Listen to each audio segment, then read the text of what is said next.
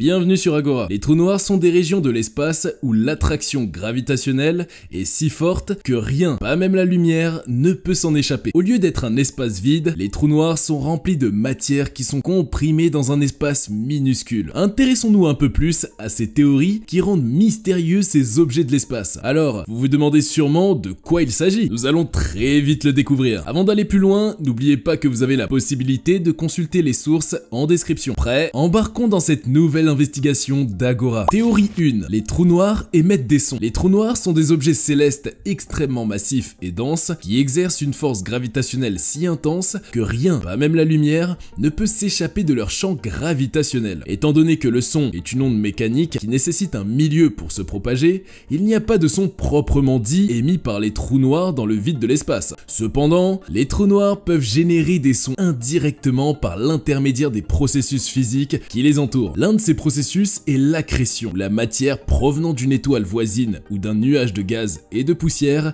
est aspirée par le trou noir. Lorsque cette matière entre en collision et s'accumule autour du trou noir, elle génère une énorme quantité d'énergie sous forme de rayons X, de rayonnement électromagnétique et de jets de matière. Bien que ces processus ne produisent pas des sons audibles directement, ils peuvent être convertis en sons artificiels pour nous permettre de les entendre. Les astronomes utilisent des techniques spéciales pour traduire ces signaux électromagnétiques en sons, généralement en ajustant leur fréquence dans la gamme audible. Ces sons résultent de la représentation sonore des données scientifiques et ne sont pas des sons réels présents dans l'espace. Il convient de noter que ces sons artificiels ne sont pas le reflet direct du son réel émis par les trous noirs, mais plutôt une interprétation créative et informative des données collectées par les instruments scientifiques. Ils nous aident à visualiser et à comprendre les caractéristiques des trous noirs et de leur environnement. Théorie 2. L'intérieur des trous noirs est rempli de déchets cosmiques. Des scientifiques de l'université de Towson et de l'université Johns Hopkins ont découvert un nouveau moyen de scruter l'horizon des événements autour des trous noirs et de visualiser ce qui se trouve en dessous. Leurs résultats pourraient réécrire les idées conventionnelles sur la structure interne des trous noirs en rotation. La nouvelle approche se concentre exclusivement sur des quantités mathématiques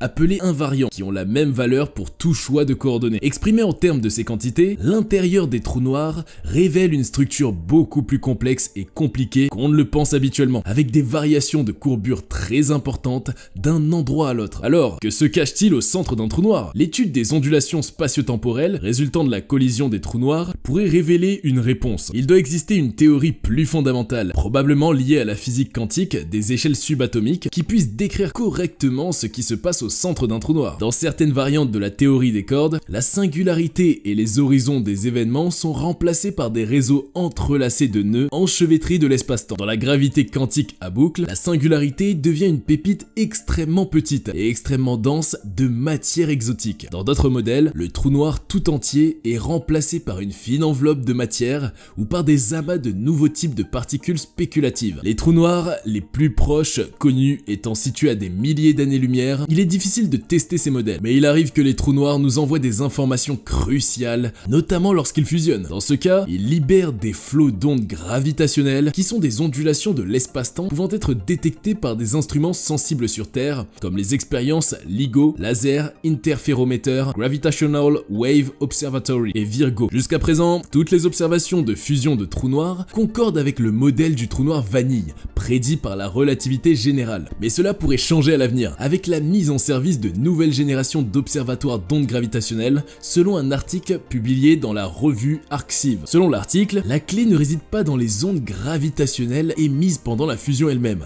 mais dans celles émises juste après. Lorsque la fusion est terminée et que les deux trous noirs ne forment plus qu'un seul objet, la nouvelle masse fusionnée vibre d'une intense quantité d'énergie, comme une cloche frappée. Cette phase de ring down présente une signature distincte des ondes gravitationnelles. En étudiant ces signatures, les chercheurs pourraient un jour être en mesure de déterminer quelles théories des trous noirs sont valables et lesquelles ne le sont pas. Chaque modèle de trou noir prédit des différences dans les ondes gravitationnelles émises pendant la phase d'oscillation qui découlent de différences dans la structure intérieure du trou noir. Selon la structure du trou noir, différents types d'ondes gravitationnelles sont émis. Essentiellement, la dualité holographique postule que la théorie de la gravité et la théorie des particules sont équivalentes, du moins mathématiquement. Ainsi, ce qui se passe mathématiquement dans la théorie de la gravité se passe également dans la théorie des particules. Pour l'essentiel, ces deux théories décrivent des dimensions différentes. Toutefois, la gravité décrit 3 dimensions, alors que la théorie des particules particules n'en compte que 2. Les chercheurs espéraient que le fait de sonder cette idée pourrait les aider à comprendre ce qui se trouve à l'intérieur d'un trou noir. Enrico Rinaldi, chercheur à l'université du Michigan, s'est concentré sur ces deux théories dans la nouvelle étude. Dans la théorie de la relativité générale d'Einstein, il n'y a pas de particules, il n'y a que de l'espace-temps. Et dans le modèle standard de la physique des particules, il n'y a pas de gravité, il n'y a que des particules, explique-t-il. Relier ces deux théories différentes est un problème de longue date en physique, quelque chose que les gens ont essayé de faire depuis le siècle dernier. En reliant ces deux théories et en utilisant des modèles de matrices quantiques, Rinaldi et les autres membres de l'étude ont pu sonder la dualité holographique. L'idée était de combiner ce que nous savons de la théorie des particules et ce que nous savons de la théorie de la gravité. Ainsi, l'usage entre autres de l'informatique quantique pourrait aider à mieux cerner l'intérieur des trous noirs, comme dans cette image simulée par ordinateur montrant un trou noir supermassif au cœur d'une galaxie. La région noire au centre représente l'horizon des événements du trou noir, où aucune lumière ne peut échapper à l'emprise gravitationnelle de l'objet massif. La puissante gravité du trou noir déforme l'espace qui l'entoure comme un miroir d'attraction, lumière de l'arrière-plan. Les astronomes espèrent que la prochaine génération de détecteurs d'ondes gravitationnelles sera suffisamment sensible pour détecter ces minuscules modifications prévues de la signature des anneaux. S'ils y parviennent, ils modifieront radicalement notre conception des trous noirs et nous permettront de progresser dans l'élucidation de leurs plus profonds mystères. Théorie 3. Les trous noirs sont des spirales noires. Les trous noirs sont justement noirs, c'est-à-dire qu'ils n'émettent aucune lumière, mais les astronomes peuvent tout de même les détecter grâce aux effets gravitationnels qu'ils exercent sur d'autres objets et à leurs habitudes alimentaires désordonnées. Pour certains trous noirs, principalement les supermassifs, les astronomes peuvent les voir grâce aux quasars qu'ils produisent. Les quasars sont des sources intensément lumineuses d'émissions radio. Lorsque la matière tombe sur un trou noir, elle se comprime et se réchauffe dans une version améliorée de Cygnus X1. Le disque de matière qui entoure le trou noir peut briller plus fort que toute la galaxie qui l'abrite et est capable de lancer des jets de particules surchauffées à une vitesse proche de celle de la lumière sur des dizaines de milliers d'années-lumière selon la NASA. Une autre façon de voir les trous noirs est de les voir fusionner. Lorsque deux trous noirs entrent en collision, ils émettent des ondulations dans l'espace-temps appelées ondes gravitationnelles. Ces ondes sont incroyablement faibles, mais des instruments sensibles sur Terre sont capables de les détecter. À ce jour, les astronomes ont identifié 50 événements de fusion de trous noirs. La seule véritable image d'un trou noir jamais créé est apparue en 2019, lorsque des astronomes ont utilisé le télescope Event Horizon, un réseau d'antennes paraboliques couvrant la Terre entière, pour prendre une image de ce disque éclairé de matière tourbillonnant autour d'un trou noir appelé M87. Pesant près de 6,5 milliards de fois le poids du Soleil et situé dans une galaxie à environ 55 millions d'années-lumière, M87 ressemblait à un beignet orange déformé sur cette image. Comme il est impossible de prendre une photo du trou noir lui-même, car aucune lumière ne peut s'en échapper, les astronomes ont vu son ombre, c'est-à-dire le trou dans la matière lumineuse qui l'entoure. Plus tôt, en 2017, les astronomes ont révélé la présence d'un énorme trou noir au centre de notre galaxie. Voici la première image de Sagittarius A, ou SGR-A, en abrégé, le trou noir supermassif situé au centre de notre galaxie. C'est la première preuve visuelle directe de la présence de ce trou noir. Elle a capturé par l'Event Horizon Telescope EHT,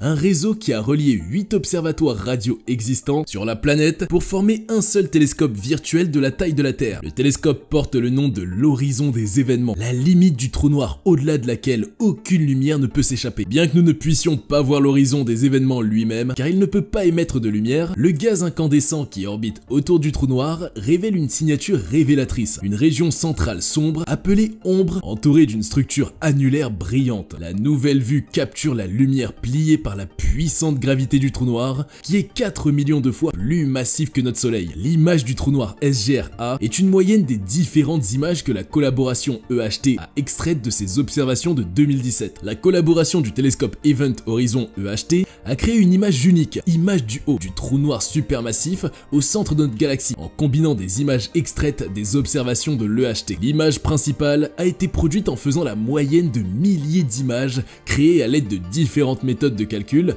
qui correspondent toutes précisément aux données EHT. Cette image moyenne retient les caractéristiques les plus fréquemment observées dans les différentes images et supprime les caractéristiques qui apparaissent peu fréquemment. Théorie 4. Les trous noirs sont les résultantes des étoiles. Les étoiles produisent de la lumière et de la chaleur grâce aux moteurs situés en leur cœur, où se produit un processus appelé fusion nucléaire. Là, deux atomes légers fusionnent pour former un atome plus lourd, un processus qui libère de l'énergie. Ces atomes plus lourds fusionnent ensuite pour former des atomes encore plus lourds, et ainsi de suite pour que l'étoile continue à produire de la lumière et de la chaleur. Ainsi, lorsque des étoiles plus massives, au moins 8 fois la masse de notre Soleil, arrivent en fin de vie, elles fusionnent des éléments de plus en plus lourds dans leur cœur, comme le silicium et le magnésium. Finalement, elles commencent à former du fer. Le problème, la fusion du fer nécessite plus d'énergie que n'en produit cette réaction, et à ce stade, rien ne peut contrebalancer l'attraction gravitationnelle de la masse de l'étoile, et donc la grosse étoile s'effondre sur elle-même. Avec tout ce poids gravitationnel écrasant, le cœur de l'étoile est comprimé au-delà du rayon de Schwarzschild et un trou noir se forme alors. Comme aucune force connue ne peut arrêter l'effondrement, une fois que la matière forme un trou noir, elle continue à se comprimer jusqu'à devenir une singularité, un point de densité infini. Autour de cette singularité se trouve l'horizon des événements, la frontière sphérique invisible qui marque l'entrée du trou noir. Une fois que quelque chose a franchi l'horizon des événements,